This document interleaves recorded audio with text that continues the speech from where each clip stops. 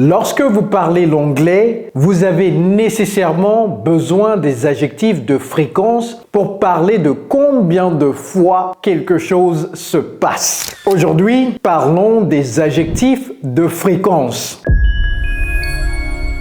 Hello, it's Coach Joe, your English coach. Today, let's talk about adverbs of frequency in English. So without further ado, let's get started. So what I did for you guys is to put all the different adjectives in a pyramid. We call this an upside down pyramid. All right, this is the normal pyramid. I put it upside down.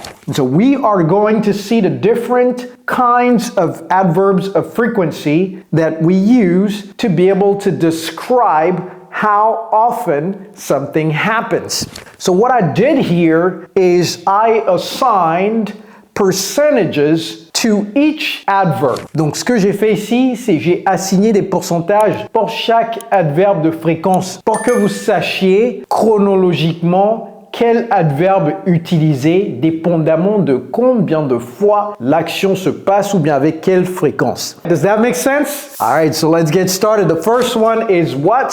First one is always. Always. When you say always in French is toujours. So it's 100% of the time. Okay, 100% of the time, this happens. L'action se passe à 100% des cas. Donc voici un exemple. Does Anita always sleep at 9 p.m.? Est-ce que Anita se couche toujours à 21h. Si vous n'avez pas vu la vidéo sur comment lire les heures en anglais, allez regarder cette vidéo juste après celle-ci. Alright? Et étant donné que ce cours est très important, vous savez exactement ce qu'il faut faire. Il faut balancer cette vidéo à vos amis également. Alright. The second one is the little brother of always. Le deuxième, c'est le petit frère de always. Petit frère d'un an. Même pas 2 ans. Hein. C'est quoi? C'est, d'abord je vais l'écrire et je vais vous dire ce qu'il ne faut pas dire. Ce que j'entends très souvent les francophones dire, c'est quoi?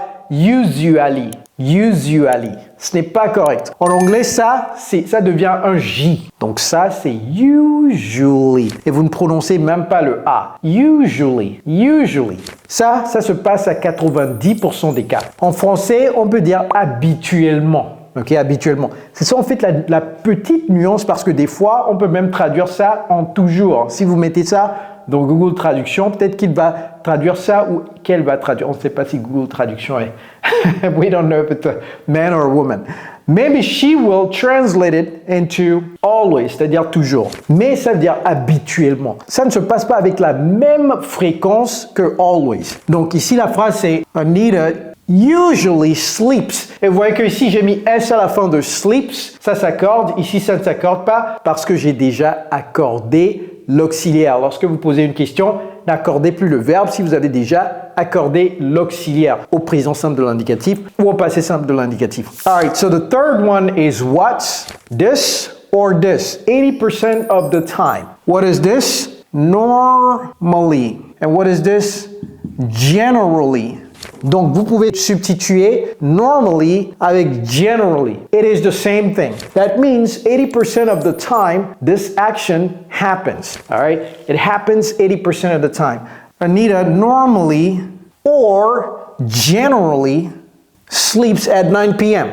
That means 20% of the time, ce n'est pas une science exacte, hein, but that means 20% of the, approximately 20% of the time, she doesn't sleep at 9 p.m. All right, very important to remember that. All right, so what about this? 70% of the time, this happens. This, je vais vous aider à prononcer ça tout à l'heure, and this is, all right, so this and this are almost the same thing. Ne dites pas often. Dites often. Vous n'avez pas besoin de prononcer le T. Often. Et ça, avaler le T, ça devient frequently. Frequently. Ne dites pas frequently. Frequently. Non, c'est frequently. Si vous n'avez pas vu ma vidéo sur les 4 T de l'anglais américain, c'est une vidéo qu'il faut absolument, nécessairement regarder et partager cette vidéo également avec tous vos amis.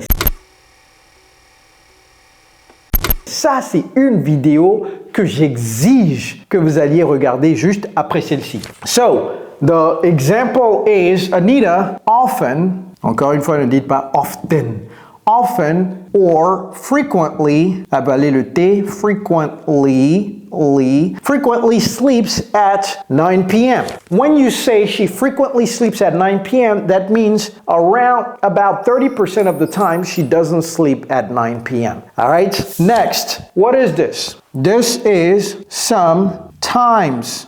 Sometimes, des fois, 50-50, c'est ce que les Américains appellent 50-50. Ça veut dire que 50% des fois, ça se passe comme ça. 50% des fois, ça ne se passe pas comme ça. Sometimes. All right, 50-50. Does Anita sometimes... Ah, qui a vu l'erreur? Does Anita sometimes sleep? Ce n'est pas sleeps, ok? Et ici, je tiens à attirer votre attention sur comment écrire sometimes. Parce qu'il y a 3 différentes façons d'écrire ça. Soit sometimes avec un S, soit sometime sans le S, ou soit sometime en 2 mots. Je ferai peut-être une vidéo sur ça. Si vous voulez que je fasse une vidéo sur ça, mettez-moi ça en commentaire et je vais faire une vidéo peut-être de 10 minutes ou de 7 minutes sur la différence entre sometimes avec S, sometime sans S et sometime avec 2 mots sans S. All right, the next one is, que peut être cet adverbe? OK, OK. Je vais l'écrire d'abord. Comment ça se prononce? Encore une fois, ce n'est pas c'est OK.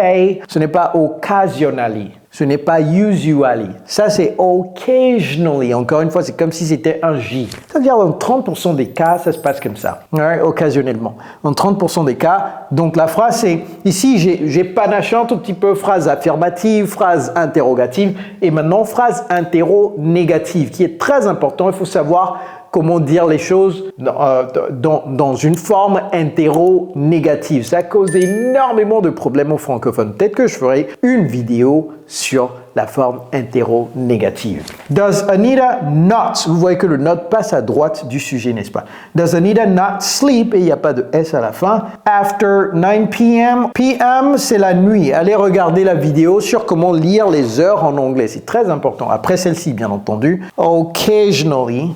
All right. Next, on va terminer avec ces 3 derniers. Seldom. Seldom, vous allez vous demander, mais pourquoi il n'y a pas L-Y? Seldomly. D'abord, je vais l'écrire.